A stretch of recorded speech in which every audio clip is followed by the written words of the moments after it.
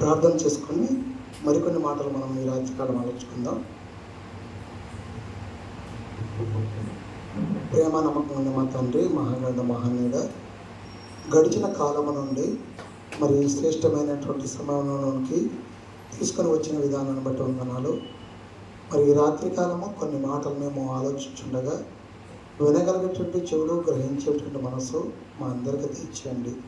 మరి ముఖ్యంగా ఈరోజు మరి మేము ఏ మాటలైతే వినబోతున్నామో ఆ మాటలు మా విశ్వాస జీవితానికి, అదేవిధంగా మరి మీ పిల్లలుగా మేము ఈ భూమి మీద బ్రతుకుతున్నప్పుడు మాకు కావాల్సినటువంటి ఆహారంతో పాటు శక్తిని మరి వాటిని వివరించగలిగేటువంటి సామర్థ్యము ప్రతి ఒక్కరికి దయచేయమని ఇచ్చిన ప్రార్థన యేసుక్రీస్తు నామమున అడిగి వేడుకుంటున్నాం తండ్రి, ఆమేన్. మరి ఈరోజు ఒక చిన్న అంశాన్ని, మరి చిన్న సందర్భాన్ని మనం ఆలోచుకున్నాం. చిన్న సందర్భం అని చెప్పడం నా ఉద్దేశం ఏంటంటే, మరి లేఖనాల పరిశోధన సదస్సు అనగానే వాక్యాన్ని పరిశోధించడం అనేది మనందరికీ తెలిసినదే. మరలా ఈ యొక్క విషయాన్ని నేను పూర్తిగా వివరించవలసిన అవసరం లేదు, అందరికీ ఇది తెలుసు. కాబట్టి పాఠము మరి ఒకరి జీవితము నిజంగా మనకు ఎంత స్ఫూర్తిదాయకము, ఎంత మాదిరికరము అని చూపించడానికి ఒక చిన్న రెఫరెన్స్ని మీకు మీ మధ్య తీసుకుని వచ్చి వివరించుతాను. దయచేసి లేఖన భాగాలన్నీ తెరవగలిగితే కీర్తనల గ్రంథము 88వ అధ్యాయము ప్రారంభము, అంటే మొదటి వచనానికంటే ముందుగా మరి ఆ అధ్యాయాన్ని గురించి ఇంట్రడక్షన్గా పైన రాయబడినటువంటి మాటము దయచేసి లక్ష్మణ్ ఒకసారి చదివి ఇస్తే బాగుంటుంది. అది చూడు. ప్రధాన గాయకునికి మహలతు లయనతు అను రాగం మీద పాడదగినది. మహలతు లయనతు అను రాగము మీద పాడదగినది అంటే ఇది ట్రాక్ నెంబర్ అన్నట్టు. పాట పాడేటప్పుడు ట్రాక్ ఎట్లాగైతే సెలెక్ట్ చేసుకుంటామో అలా ఏ విధంగా పాడవచ్చు అని చెబుతూ, అంటే ట్రాక్ గురించి చెబుతూ కింద వచ్చిన చూడండి. యజ్రాహీయుడైన హేమాను రచించిన దైవ ధ్యానము అంట. అంటే ఇది ఎవరు? హేమాను రచించినటువంటి దైవ ధ్యానము, రాహు కుమారుల కీర్తన అంట. అంటే ఈరోజు మనం ఆలోచించుకునేటువంటి జీవితం ఎవరిది అంటే హేమాను గారి జీవితం. హేమాను గారి జీవితము ఏ విధంగా మాదిరిగా ఉంది, ఏ విధంగా స్ఫూర్తిదాయకం అనేది ఆలోచించుకుందాం.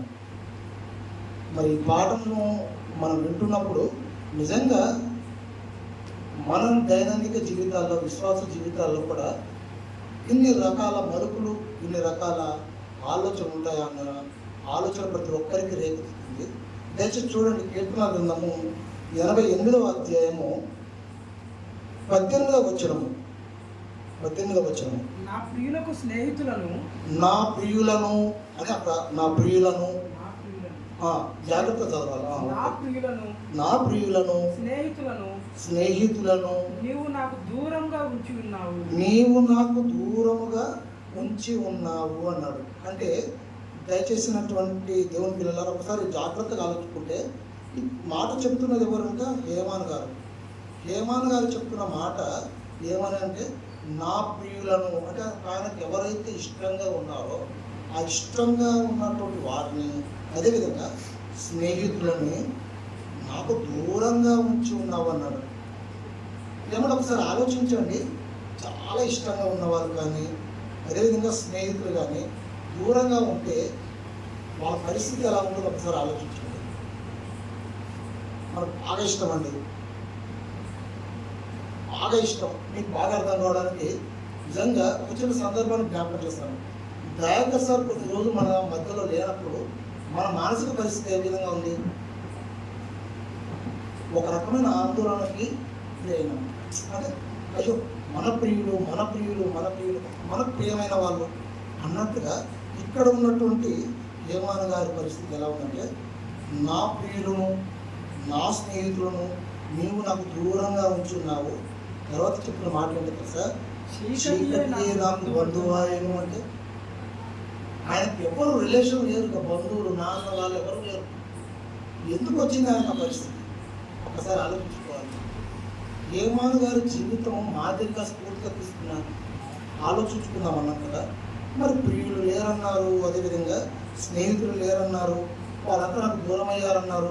చివరికి ఆయన చెప్తున్న మాట ఏంటంటే, చీకటి నాకు బంధువు ఆయనంటే ఆయనకంటే నాని చెప్పుకోవడానికి కూడా ఎవరు లేకుండా పోయారు. చీకటితోటి ఆయన సహవాసం చేస్తూ ఆయన నా క్లోజ్ అన్నట్టుగా బంధువులుగా జరుగుతున్నాడంటే ఎందుకు వచ్చింది ఆ పరిస్థితి? ఒకసారి ఆలోచించాలి. నిజంగా మనం కూడా దేవుణ్ణి నమ్ముకొని క్రీస్తుని స్వరక్షకుడుగా అంగీకరించుకొని నిజమైనటువంటి దేవుని పిల్లలు బ్రతుకుతూ సత్యాన్ని ప్రకటిస్తూ సత్యానికి స్తంభంగా ఉంటూ ఉన్నటువంటి మనలో కూడా కొన్ని సందర్భాలలో ఇలాంటి పరిస్థితులు వచ్చినప్పుడు అసలు ఎందుకు వచ్చింది రీజన్ అనేది కనుక్కోవాలి. వచ్చింది కదా ఆగిపోవడం అనుకుంటే చాలా తప్పదు. ఏదైనా సమస్య కానీ ఇరుకు కానీ అడ్డంకి కానీ వచ్చిందంటే ఆగిపోతూ ఉంటాం కదా. ఒకవేళ అలా ఆగిపోయినా ఈయన జీవితం ఎలా ఏదో మనకు స్ఫూర్తిదాయకంగా మాదిరిగా మారుతుందో ఆలోచించుకుంటే 15 వచ్చాం. ఆ పరిస్థితి కారణం అంటే చూడండి, బాల్యము నుండి నేను బాధపడి చావులకు సిద్ధమైతిని అన్నాడు. అంటే చిన్ననాటి నుండి కూడా ఆయన ఆలోచించింది ఏంటంటే బాల్యము నుండే ఆయన చావునకు సిద్ధమాయను అన్నాడు. చావునకు సిద్ధమాయనంటే చిన్నగా ఉన్నప్పుడే ఆయన చనిపోవాలి అన్నట్టుగా ఆలోచించాడంటే ఒకసారి ఆలోచించండి. నిజంగా చిన్ననాటి నుండి ఆయన చనిపోవాలి అన్నప్పుడు ఎందుకు వచ్చిన ఆ పరిస్థితి? ఒకసారి జాగ్రత్తగా ఆలోచించుకోవాలి. ఎందుకంటే మనం జయశాలి బైబిల్ సెంటర్లో ఉన్నాము అంటే జయించే వాళ్ళగా ఉన్నటువంటి మనము మరి ఇక్కడ హేమాను గారు చెప్తున్న మాట ఏంటంటే బాల్యము నుండి నేను బాధపడి చావునకు సిద్ధమైతిని అన్నాడంటే చిన్ననాడు నుండి ఆయన బాధపడుతూ వచ్చాడంటే చావు కూడా సిద్ధపడ్డాడంట. ఏంటండి, చిన్నప్పుడే చచ్చిపోదాం అనుకున్న వాళ్ళు మనకి ఏ విధంగా మాదిరిగా ఉంటారు, ఏ విధంగా మనకు స్ఫూర్తిదాయకంగా ఉంటారు అనే ప్రశ్న ఖచ్చితంగా రావాలి. నిజంగా ఒకసారి ఆలోచించే కీర్తన గ్రంథము 88వ అధ్యాయము చాలా చిన్నగా అనిపిస్తుంది. అంటే ఒక సైడే వస్తుంది మొత్తం చూస్తే, స్కేల్ పెట్టి తీస్తే ఇప్పుడు అధ్యాయాలు 2గా అటు ఇటు ఉన్నాయి కదా ఒక్క పేజీకి, కరెక్ట్గా చూస్తే ఒక్క సైడ్ మొత్తం 88వ అధ్యాయం మొత్తం వస్తుంది. ఈ 88వ అధ్యాయంలో రాయబడిన వచనం జాగ్రత్తగా ఆలోచిస్తే మరి హేమన్ గారు బాల్యంలోనే చచ్చిపోవాలని సిద్ధపడుతున్నట్టు ఎందుకు వచ్చింది ఆయనకు ఆ పరిస్థితి? నిజంగా నీవు పెట్టు భయము చేత నేను కలవరపడుచున్నాను అన్నాడంటే కలవరం కూడా వచ్చిందన్నప్పుడు ఎందుకు ఇలాంటి పరిస్థితి వచ్చిందన్నప్పుడు అలాంటి ఆలోచన మనందరికీ ఖచ్చితంగా రావాలి. నిజంగా చూడండి, ఈ పరిస్థితి రావడానికి కారణం కూడా మనం దయచేసి అదే అధ్యాయం 9వ వచనం చూసుకుందాము. 9వ వచనము, బాధ చేత నా కన్ను క్షీణించుతున్నది అంట. అని ఇక్కడ పరిస్థితి ఒకసారి చూడండి, మెల్లమెల్లగా ఆలోచించుకుంటే ప్రియులు స్నేహితులు దూరంగా ఉన్నారంట, దానితో పాటు చీకటే బంధువైందంట. మరికొద్దిగా ఆలోచిస్తే బాల్యం నుండే ఆయన చచ్చిపోవడానికి సిద్ధపడ్డాడంట. బాల్యం నుండి చచ్చిపోవడానికి సిద్ధపడినటువంటి వ్యక్తికి ఆయన చెప్తున్న మాట ఏంటంటే బాధ చేత నా కన్ను క్షీణించుతున్నదంటే ఏడ్చి ఏడ్చి ఏడ్చి ఏడ్చి కళ్ళు ఆయన బాగా ఉద్దిపోయాయన్నట్టు. కళ్ళమట నీళ్లు వచ్చి వచ్చి ఉప్పు తీరి మొత్తం ఉప్పుమయమైపోయింది. ఎంతగా ఆవేదన పడ్డాడు, ఎంతగా ఏడ్చాడు. ఏంటి ఏడవమంటే ఎవరు ఏడుస్తారు చెప్పండి? ఇవాళ ఏదో ఎదుటి వాళ్ళు కన్నీళ్ళు తొడవడానికి కొద్దిసేపు ఏడిస్తే మా అంటే కొద్దిసేపు ఏడవగలుగుతాము. ఆయన చెప్పిన మాట ఏంటంటే బాధ చేత నా కన్ను క్షీణించుచున్నదంటే ఎప్పుడు క్షీణిస్తుందండి? ఎప్పుడు క్షీణిస్తుంది? బాగా ఏడిస్తేనే క్షీణిస్తుంది. ఇంకా కింద చూడండి, యెహోవా ప్రతి దినము నేను నీకు మొరపెట్టుచున్నాను, నీ వైపు నా చేతులు చాపుచున్నాను అన్నాడు. అంటే ప్రతి దినం కూడా ఆయన దేవునికి మొరపెడుతున్నాడు, అదేవిధంగా చేతులు చాపుతున్నాడంటే నిజంగా ఇక్కడ రాయబడినటువంటి హేమాను రచించిన దైవ ధ్యానమును ఒకసారి ఆలోచిస్తే ఆయన జీవితంలో ఏదో సంఘటన జరిగింది కాబట్టి ఇంతగా బాధపడుతున్నాడు. ప్రియులు దూరమయ్యారు, బంధువులు మరి ప్రాణ స్నేహితులు దూరమయ్యారు, చీకటి బంధువుగా అయింది, బాల్యం నుండి చనిపోవాలని మరి సిద్ధపడుతూ ఉన్నాడు. బాధ చేత ఆయన కన్ను క్షీణిస్తూ ఉంది అంటే కారణం మనం తెలుసుకోవాలి. ఆయనకు వచ్చిన సమస్య ఏంటి అన్నప్పుడు ఆయనకు వచ్చిన సమస్య అంటూ ఏంటో తెలుసా? ఏమనుకుంటారు చెప్పండి మీరు? నేను ప్రశ్న అడుగుతున్నానని తప్పుగా అనుకోవద్దు మీరు. సమస్య వచ్చింది అంటే అందరికీ చాలా సమస్యలు వస్తూ ఉంటాయి కదా. హేమాను గారికి వచ్చిన సమస్య ఏంటి? హేమాను గారికి వచ్చిన సమస్య ఏంటి?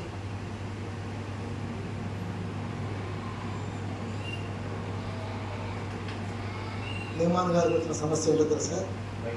ఎవరు ఊహించిన సమస్య? ఎవరు ఊహించిన సమస్య?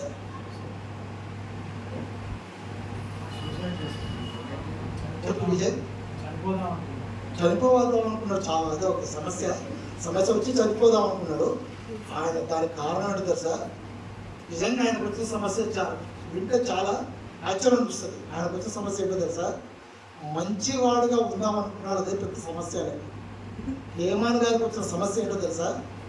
నేను మంచివాడిగా ఉందాము అనుకున్నాడు ఆయన. హేమాన్ గారు ఆ మంచివాడిగా ఉందాము అనుకోవడమే ఆయన జీవితానికి పెద్ద సమస్య.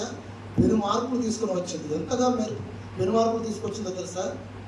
ప్రియులు దూరం అయ్యారు, స్నేహితులు దూరం అయ్యారు, చీకటి బంధువైంది. బాల్యం నుండి ఆయన చనిపోవాలని సిద్ధపడ్డాడు. చివరికి ఆయన కన్ను ఏడ్చి ఏడ్చి ఏడ్చి ఏడ్చి క్షీణించిపోయిందంట. ప్రతి దినము మొరపెట్టుకుంటున్నాడంట. చివరికి చేతులు చాపి ఎదురు చూస్తున్నాడంట. ఇంత సమస్య రావడం కారణం తెలుసా? మంచివాడిగా బ్రతకాలనుకున్నాడు హేమాను. మనకు వచ్చింది అలాంటి సమస్య? మనకు వచ్చిందా? హేమాను గారు జీవితము స్ఫూర్తిగా మాదిరిగా ఎలా మారిందో మీకు బాగా అర్థం కావడానికి ఓకే. మరి హిస్టరీలో కదా నిజంగా హేమాను గారి హిస్టరీ గురించి ఆలోచించుకున్నాం. అసలు ఎక్కడ రాయబడింది హేమాను గారి గురించి, అసలు ఏంటి హేమాను గారి గురించి ఆలోచించుకోగలిగితే మొదటి దినవృత్తాంతాలు 6వ అధ్యాయము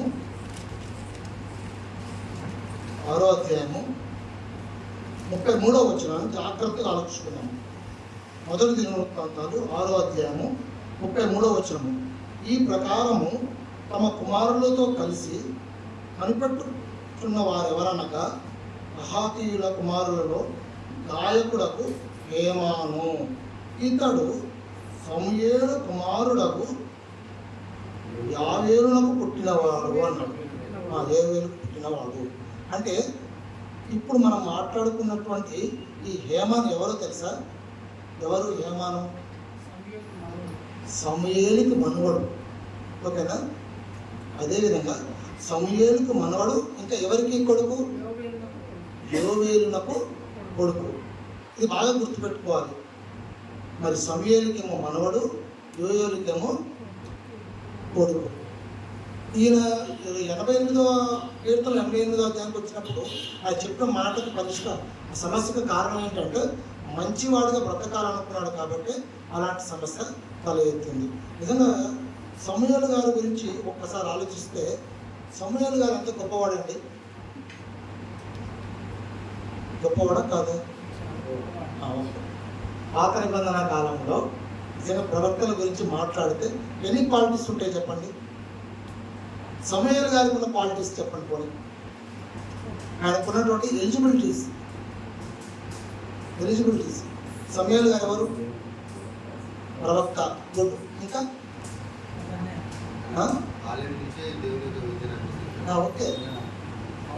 సమూయేలు గారికి ఉన్న క్వాలిటీస్ నిజంగా ఈ పాటను వింటున్నప్పుడు చివరిలో ఇంకా కంక్లూజన్లో సమూయేలు గారు చాలా గొప్పగా చెప్పడం జరుగుతుంది. సమూయేలు గారికి ఉన్న క్వాలిటీస్ ఏంటంటే, 1 ఆయన ప్రవక్త, 2 న్యాయాధిపతి, 3 దీర్ఘదర్శి, 4 యాజకుడు. ఇంతటితో సరిపోలేదు, 5వ క్వాలిటీ కూడా ఉంది ఆయన. ఏంటో తెలుసా? రాజులకు సలహాదారుడు.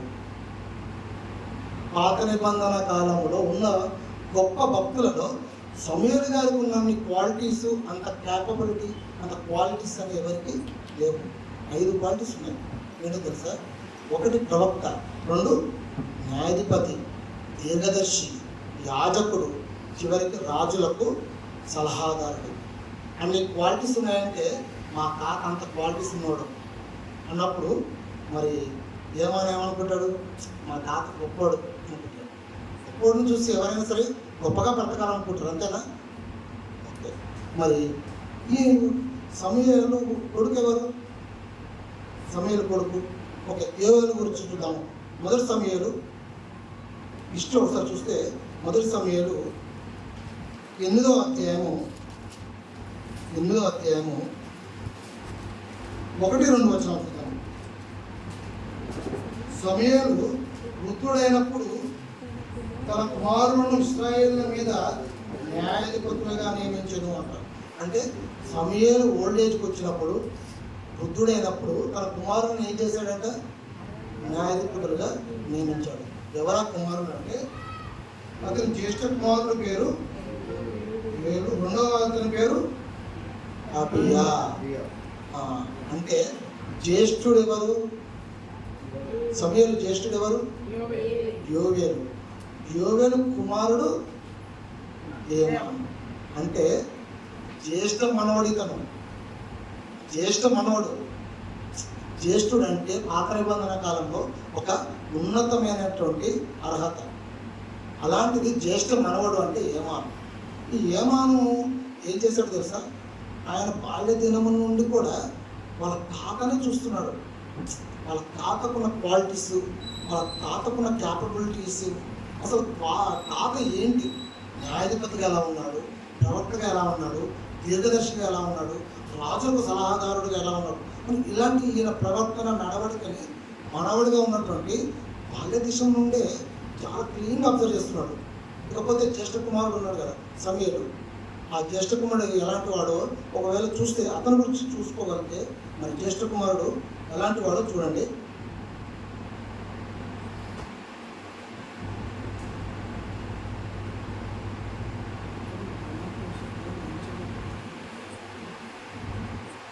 అదే మొదటి సమూయేలు 8వ అధ్యాయము 3వ వచనం.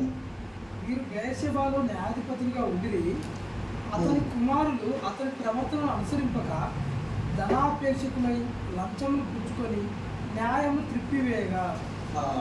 అంటే ఇప్పుడు సమూయేలు గర్భాన పుట్టినటువంటి కుమారులు ఇద్దరు కూడా తండ్రి లక్షణాలు రావాలి, తండ్రి యొక్క అడుగుజాడలో నడవాలి కదా. కానీ వీళ్ళు తండ్రి యొక్క లక్షణాలు, తండ్రి యొక్క అడుగుజాడలో నడవకుండా ఎవరి అడుగుజాడలో నడిచారంటే వీళ్ళు ఎవరు అడుగుజాడలో నడిచారంటే ఏలి అడుగుజాడలో నడిచారు. అంటే ఏలి ఎలాంటి వాళ్ళు? దుష్టులు వాళ్ళు. అంటే తండ్రి ఏమో ఇంత గొప్పవాడు, కానీ వీళ్ళు చాలా కర్కోటసులు అన్నట్టు, మంచోళ్ళు కాదు వీళ్ళు. వాళ్ళ గురించి చెప్తున్నారు. చిన్న మాట చూడండి, అక్కడ ఏమంటున్నారంటే లంచం పుచ్చుకొని న్యాయమును తిప్పివేస్తారట. అంటే ఎవరైతే అన్యాయం జరిగిందని వాళ్ళ సముఖానికి వచ్చి, వీళ్ళు న్యాయాధిపతులు కదా, న్యాయాధిపతులు కాబట్టి న్యాయం తెచ్చమని వాళ్ళ దగ్గరకు వస్తే వీళ్ళు ఏం చేస్తారంట? లంచాన్ని పుచ్చుకొని న్యాయాన్ని తిప్పివేస్తాడు. నాకు అన్యాయం జరిగిందిరా మొర్రు అని వచ్చి విన్నవించుకుంటే అలా మొర్రవించుకున్నటువంటి, అలా విన్నపించుకున్నటువంటి వాడికే నువ్వే తప్పు చేసావని తీర్పు చెప్పే అంతటి దుర్మార్గులు. నిజంగా ఒకసారి ఆలోచించండి, మీకు బాగా అర్థం కావడానికి. మరి ఈ మధ్య కాలంలో జరిగినట్టు ఒక చిన్న ఇన్సిడెంట్ మరి మీకు బాగా తెలుసు అనుకుంటా. మరి ఎక్కడంటే మన కేర్ హాస్పిటల్ గడిచిన దినాలలో, కేర్ హాస్పిటల్ హైదరాబాద్లో ఒక క్యాన్సర్ పేషెంట్ చనిపోయాడు. యాక్చువల్గా న్యూస్ మీడియా దీంట్లో కూడా ఏమని ఇచ్చారంటే ఠాగూర్ సినిమాని మైమరిపించినటువంటి సీన్ రిపీట్ అని చెప్పారు దానికి. అంటే ట్రీట్మెంట్ కోసం వచ్చాడు అతను, ట్రీట్మెంట్ జరుగుతుంది, చనిపోయాడు. కానీ పేషెంట్కి సంబంధించిన వాళ్ళకి చూపించట్లేడు ఆయన. ట్రీట్మెంట్ ఇంకా నడుస్తూనే ఉంది, ఇంకా నడుస్తుంది, లక్షలు ఇవ్వండి, ఇంకా 2 లక్షలు ఇవ్వండి, ఇంకా 3 లక్షలు ఇవ్వండి అన్నాడు. వాళ్ళ బంధువులు ఏం చేశారంటే నిజంగా ట్రీట్మెంట్ నడుస్తుందో లేదని అద్దాలు పాల్గొని లోపలికి వెళ్తే అప్పటికే చనిపోయారు. చివరికి మీరు డబ్బులు ఇస్తేనే శవాన్ని చెప్తానండి అంటే లంచం అన్నది. అంటే ఏదో ఆశిస్తున్నారు, న్యాయం లేదు అక్కడ. అదొక్కటే కాదండి, మీకు బాగా అర్థం కావడానికి మీకు బాగా మనసు హత్తుకుని పోయేటువంటి మాట చెప్తాను. రిటైర్డ్ అవుతారు కదా, రిటైర్డ్ అవుతారు, ప్రభుత్వ ఉద్యోగం ఎక్కడ చేసినా, అది మన గవర్నమెంట్, సెంట్రల్ గవర్నమెంట్ అయినా కానీ స్టేట్ గవర్నమెంట్ కానీ రిటైర్డ్ అయినాక వాళ్ళు పెన్షన్ కోసం వస్తారు కదా.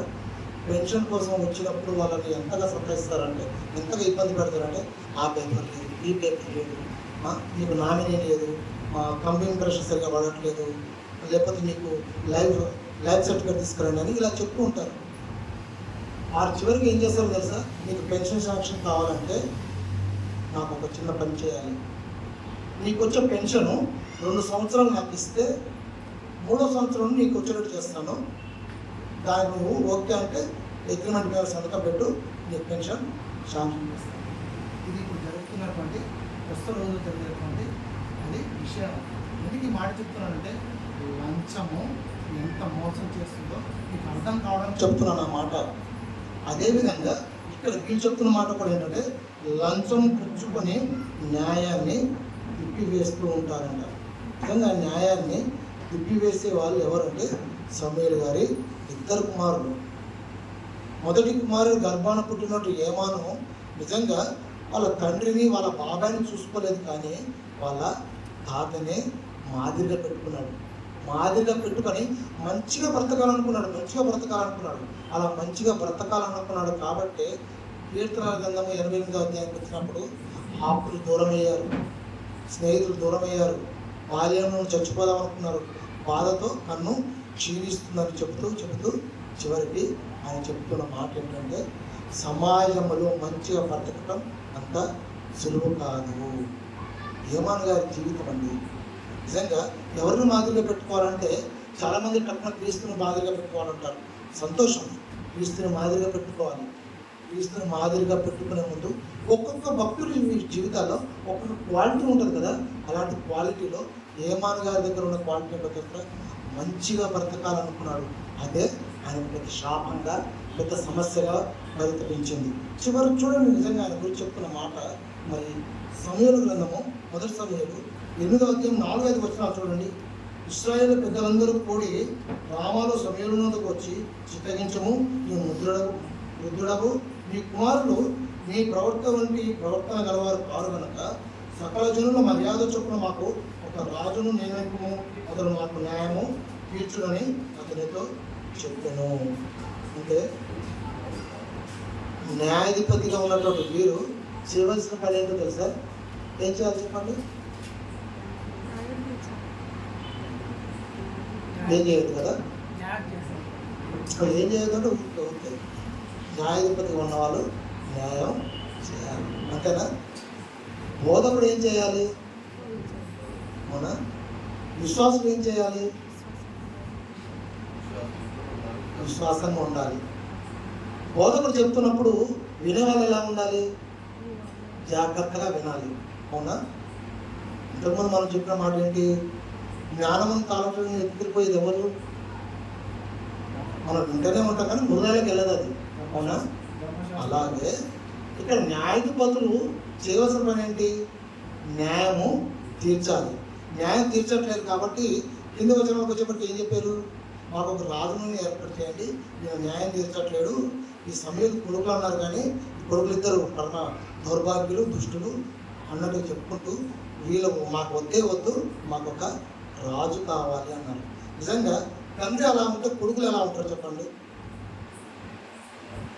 తండ్రిని చూసే కదా పిల్లలు పెరిగేది. అవునా? మరి ఏమని అలా కాదండి. తండ్రి దౌర్భాగ్యుడైనా దుర్మార్గుడైనా తండ్రి లక్షణాలు రాలేదని తాత లక్షణాలు వచ్చాయి. అంటే తాతని బాగా ఫాలో అయ్యాడు, తాతని జాగ్రత్తగా అవలంబించాడు. ఆయన ప్రవక్త, న్యాయాధిపతి, దీర్ఘదర్శి, రాజుకు సలహాదారుడు, ఇన్ని క్వాలిటీస్ ఉన్నాయంటే అసలు ఏంటి అని చిన్ననాటి నుండి తాత నడవడికని, తాత మాట తీరుని, ఆయన ప్రవర్తనని జాగ్రత్తగా ఆయన అనుసరిస్తూ వచ్చాడు. అది ఏమాన జీవితం. అలా అనుసరించి అలా చూడటమే మనం ఈరోజు మాదిరిగా పెట్టుకోవాలి, స్ఫూర్తిగా పెట్టుకోవాలి. ఎవరినో చూసి వాళ్ళ ఈ క్వాలిటీ ఉంది కాబట్టి నాకు అవసరం లేదు, వీళ్ళలో ఈ క్వాలిటీ ఉంది కాబట్టి నాకు ఇది అవసరం లేదు అనుకోవద్దు.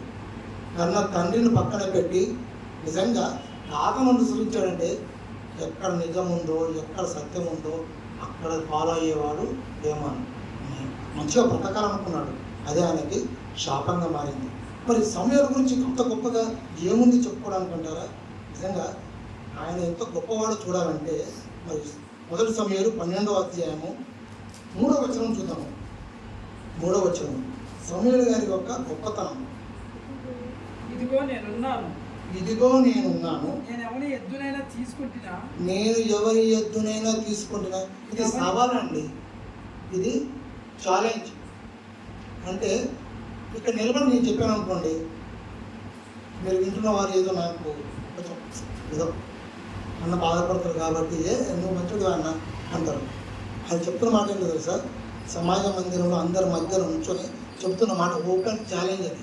ఆయన చెప్తున్న మాట చూడండి. నేను ఎవరి ఎద్దునైనా తీసుకుంటున్నా, నేను ఎవరి ఎద్దునైనా తీసుకుంటున్నా, ఎవరి గార్ధపమునైనా పట్టుకుంటున్నా, ఎవరి గాడిదమునైనా పట్టుకుంటున్నా, ఎవరికైనా అన్యాయం చేసి తినా, ఎవరికైనా అన్యాయం చేసి తినా, ఎవరినైనా బాధ పెట్టి తినా, ఎవరినైనా బాధ పెట్టి తినా, న్యాయం నాకు అగపడకుండా, న్యాయం నాకు అగపడకుండా, ఎవరి యొద్దనైనా లంచం పుచ్చుకుంటున్నా, ఎవరి యొద్దనైనా లంచం పుచ్చుకుంటున్నా, అలాగు చేసిన ఎడల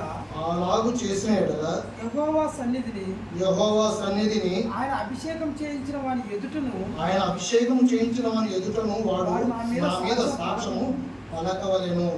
అప్పుడు నేను మీ ఎదుట దానిని మరలా విత్తునలేను. నిజంగా సమూయేలు గారు ఇచ్చినటువంటి ఓపెన్ ఛాలెంజ్ నిజంగా అంత గట్స్ ఎవరికైనా ఉన్నాయని ఒక్కసారి ఆలోచించండి. ఇప్పుడు కాలం గురించి కాదు నేను చెప్పేది, ఆ రోజు ఓకేనా. ఒక మాట మీకు బాగా తెలిసిన మాట, నేను క్రీస్తుని పోలి నడుచుకున్నట్టు నన్ను పోలి మీరు నడుచుకోండి. ఆ గట్స్ ఉండాలండి. ఆ మాట చెప్పారంటే ఎక్కడ ఈ రిఫరెన్స్ ఎవరి గురించి చెప్పినాము? అపోస్తలుడైన పౌలు గారి గురించి. అంత గట్స్గా చెప్పిన మాట ఇది సమూయేలు గారు. ఏంటో తెలుసా, ఎవరి ఎద్దునైనా తీసుకున్నానా, ఎవరి దగ్గర లంచమైనా తీసుకున్నానా, ఎవరి గాడిద బొమ్మనైనా తీసుకున్నానా.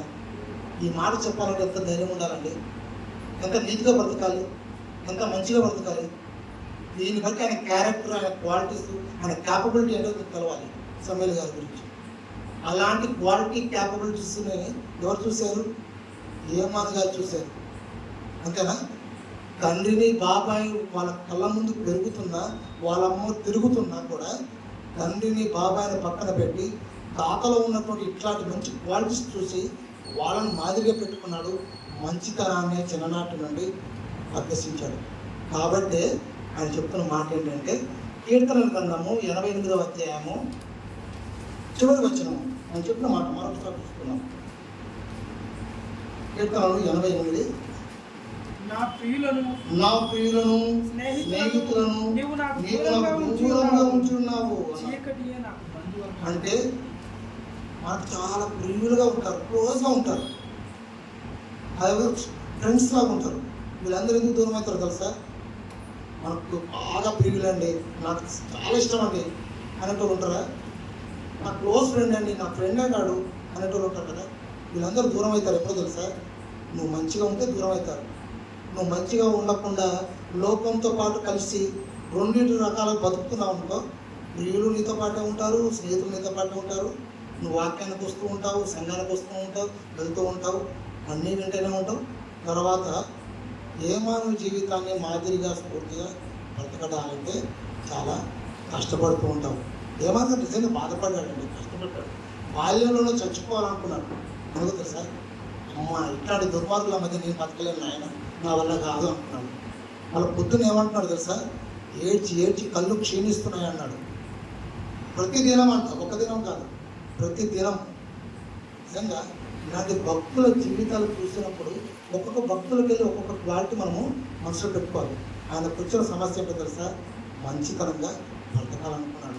సమూయేలు గారిని ఆయన నడవడిని చూశాడు, ఆయన నడవడిని బట్టి బ్రతకాలనుకున్నాడు. అలా బ్రతికితే ఏమాన్ గారికి వచ్చినటువంటి లాభం ఏంటి? అసలు నిజంగా ఏమాన్ గారు అంత గొప్పగా బ్రతికాడు కదా, అలా గొప్పగా బ్రతికితే ఏం జరిగింది ఆయనకి? నిజంగా ఏమాన్ గారి జీవితం ఏం జరిగింది? కంక్లూజన్ నాకు తెలుసుకుంటే ఆశ్చర్యం కలగజేస్తుంది. నిజంగా చూడండి, మొదటి దినవృత్తాంతాలు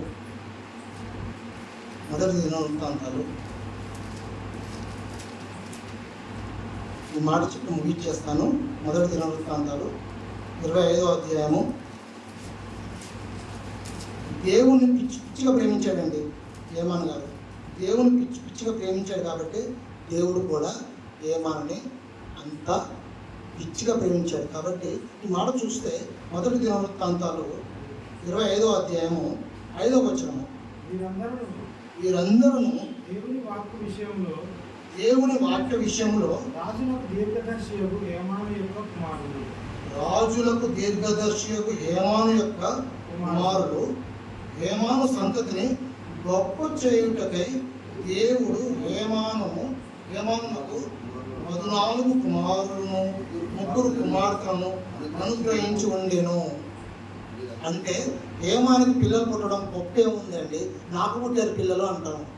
ఓకే, ఎవరు పుట్టారు? నాకు పుట్టారు 2 పిల్లలు, ఆకాంక్ష అక్షయ. వీళ్ళు గొప్పే ఉందండి అంటారు కదా. హేమాను గారికి పుట్టిన పిల్లలు 14 మగ పిల్లలు, 3 ఆడపిల్లలు కదా. వీళ్ళు పుట్టడం గొప్ప కాదు. అక్కడ కింద వచ్చిన చూడండి, హేమాను గారి గొప్పతనం ఏంటో తెలుస్తుంది. వీరందరూ ఆసాపునకు యెదుతూనుకును హేమానుకు రాజు చేసిన కట్టడ ప్రకారము యెహోవా ఇంటిలో ఇక్కడ జాగ్రత్తగా అండర్లైన్ చేసుకుంటూ ఇక చదవండి. యెహోవా ఇంటిలో తాళములు, స్వరమండలములు, సితారాలు వాయించుచు గానము చేయుచు తమ తండ్రి చేతి కింద దేవుని మందిరపు సేవ జరిగించుచుండిరి. దేవుని మందిరంలో మన సేవ జరిగించుతూ ఉండిరి అంటాం. అంటే ఎంత ఆధిక్యత ఇచ్చాడో తెలుసా హేమాను పిల్లలకి. హేమాను గారికి ఇచ్చిన ఆధిక్యతనాలు ఈ 17 మంది వచ్చి నుంచుంటే గాన ప్రతిగానాలతో అసలు వీళ్ళు వస్తేనే మందిరపు తాళాలు తెరుస్తారు. వీళ్ళు వస్తేనే మందిరంలో వాక్యము ప్రకటించబడుతుంది. వీరు వస్తేనే దేవుని మహిమపరచబడతాడు. వీరు వస్తేనే దేవునికి ఘనత తెస్తుంది. చూడండి ఎంత ఆధిక్యత ఇచ్చాడు. మనం ఒకరు పాడితే మీకు బాగా అర్థం కూడా చెప్తాను. ఓకే, ఎవరి గురించి ఎందుకు, మా ఫ్యామిలీ గురించి చెప్తాను. ఓకే, మేము 4 నుంచుంటాం అనుకున్నాం. ఆకాంక్ష మంచిగా పాడుతుంది. ఒకరు మంచి స్వరం ఇచ్చారు. నేను పాడాను అనుకోండి, కొంచెం వినాలంటే కొంచెం కష్టపడుతూ ఉంటాను. మరి ఇక్కడ పరిస్థితి ఏంటి? 17 మంది, 14 మంది మగపిల్లలు, 3 ఆడపిల్లలు, మొత్తం కలిసి 15 మంది గాన ప్రతిగానాలు చేస్తూ దేవుని మహిమపరుస్తున్నారంటే వాళ్ళ గాత్రాలు ఎంత సున్నితంగా ఎంత బాగుంటాయో ఒకసారి ఆలోచించాడు. ఆ మందిరం తాళాలు తీసే ఘనత వచ్చింది. దేవుడు మహిమపరుస్తూ ఉంటాడు. దేవుడు మందిరంలో ఆధిక్యత ఇచ్చాడు. ఇదంతా ఎందుకు జరిగింది తెలుసా? ఎందుకు జరిగింది? మంచిగా బ్రతకాలనుకున్నాడు హేమాను గారు. మనం అనుకుంటాం కదా, మంచిగా బ్రతికితే నాకేం వస్తుందండి, అందరు బ్రతికినట్టుగా బ్రతికితేనే బాగుంటుంది కదా, లౌక్యం ఉండాలి, సౌఖ్యం ఉండాలి, ఏదైనా మేలు ఉండాలి, నా గొప్ప ఉండాలి, నేనంటే ఏంటో ఉండాలి, ఇవన్నీ చేసుకుంటూ ఉంటాం కదా. వస్తే ఇక్కడ వస్తుందేమో, అక్కడ రాదు. కానీ హేమాన్ గారు ఏం చేస్తారు సార్? తండ్రిని బాబాయిని పక్కన పెట్టి తాతలో ఉన్నటువంటి లక్షణాలు చూస్తూ తాత చెప్పిన మాట గడుస్తూ ఉన్నాడు. మీరు ఎవరి ఎద్దునైనాను, ఎవరి ఏదైనా లంచమైన తీసుకున్నానా, గాడిదమైన తీసుకున్నాను అని చెప్పాడంటే ఎంత మంచిగా బ్రతుకుంటాడు చెప్పండి. సమీర్ గారు ఎంత గొప్పగా బ్రతుకుంటాడు. అలాంటి గొప్ప లక్షణము మనవడిగా, అందులో జ్యేష్ఠ మనవడు అండి. మన లోకంలో కూడా మాట ఉంటుంది ఏంటంటే శతకోటి లింగాలు బోడిలింగం అంటారు. ఇలా బోడిలింగం కాదు ఈయన, జ్యేష్ఠ మనవడు. అంటే మొట్టమొదటి మనవడు ఈయన. గొప్పగా బ్రతికాడు. అంత గొప్పగా బ్రతికాడు కాబట్టి ఆయన గర్భం నుండి వచ్చినటువంటి పిల్లలలో 17 మందికి ఇచ్చిన ఆధిక్యత ఏంటో తెలుసా? వాళ్ళు వచ్చి పాట పాడితేనే దేవుని మహిమపరుస్తాడు. వాడు వచ్చి పాడితేనే మందిరం తాళపేర్లు తీస్తారు. మందిరంలో దేవుడు మహిమపరచబడతాడు. అంత గొప్ప భావం ఉంది. ఈరోజు కూడా మనం నిజంగా దేవుని వాక్యాన్ని వింటూ మన విశ్వాసాన్ని దినదినము అభివృద్ధి చేసేటట్టుగా చూసుకోవాలి. ఎక్కడో ఒక దగ్గర ఆగిపోవద్దు. ఎవరినో ఒకరు చూసుకొని ఎవరు ఏంటో అన్నట్టుగా వాళ్ళు అలాగే ఉన్నారు కాబట్టి మనం అలాగే ఉండిపోదాం అని ఆగితే పరలోక రాజ్యంలోకి వెళ్ళడం చాలా కష్టం. నిజంగా పరలోక రాజ్యానికి వెళ్ళాలని చాలా కష్టపడాలి. కాబట్టి మనకు సమయం దొరికినప్పుడు లేదా మన దగ్గరికి అన్నవాళ్ళు ఎవరైనా వాక్యం చెప్పడానికి వచ్చినప్పుడు జాగ్రత్తగా ఒక్కొక్క వ్యక్తుల గురించి, భక్తుల గురించి ఒక్కొక్క మాటను వివరించి పరిశోధించుకుంటూ మనం ఆలోచించుకొని మన హృదయాల్లో పెట్టుకోవాలి, పెట్టుకుంటే సరిపోదు, ఆ విధంగా బ్రతకాలి. హేమాన్ గారు అలాగే బ్రతికాడండి. వాళ్ళ తాత చెప్పినవి విని హృదయాలు పెట్టుకోలేదు. ఆ హృదయాలు పెట్టుకున్న ప్రకారంగా మనం బ్రతికాడు. మనం కూడా ఏం చేయాలి? సంఘానికి వస్తున్నాము, వాక్యం వింటున్నాము కాదు, విన్న వాక్యాలు హృదయాలు పెట్టుకోవాలి, ఆ మాటల ప్రకారంగా బ్రతకాలి. అలా బ్రతికితే ఒకనాడు హేమాన్ గారికి ఎంతటి ఉన్నతమైనటువంటి స్థితి ఇచ్చి దేవుడు ఆయన గొప్ప చేశాడో, అలాగే మన గర్భాల నుండి వచ్చినటువంటి మన పిల్లలను కూడా దేవుడు గొప్ప చేస్తాడు, మనల్ని కూడా గొప్ప చేస్తాడు. మన గురించి కూడా రాబోయే తరంలో గొప్పగా చెబుతాడు.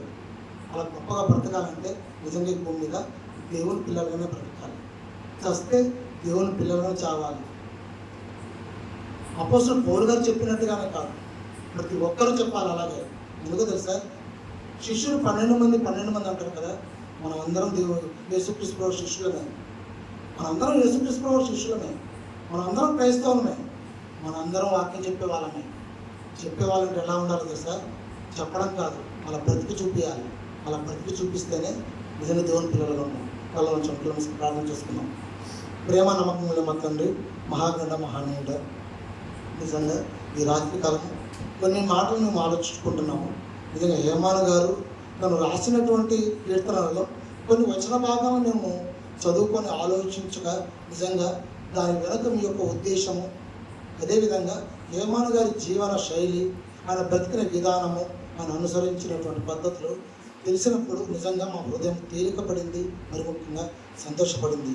వాక్యం ద్వారా మమ్మల్ని తృప్తిపరిచారు కాబట్టి నిజంగా ఇలాంటి వాక్యము మా మరణ పర్యంతము, మరి ముఖ్యంగా మీ 2వ రాకడ వచ్చే వరకు నిత్యము మీ వాక్యంలో ఎదగటానికి, మీ వాక్య ప్రకారం బ్రతకడానికి ప్రతి ఒక్కరికి కృప చూపండి.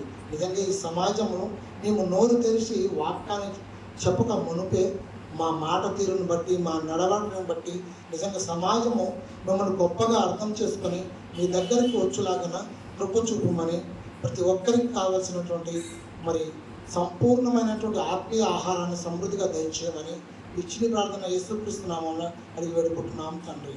ఆమేన్. అందరికీ వందనాలండి.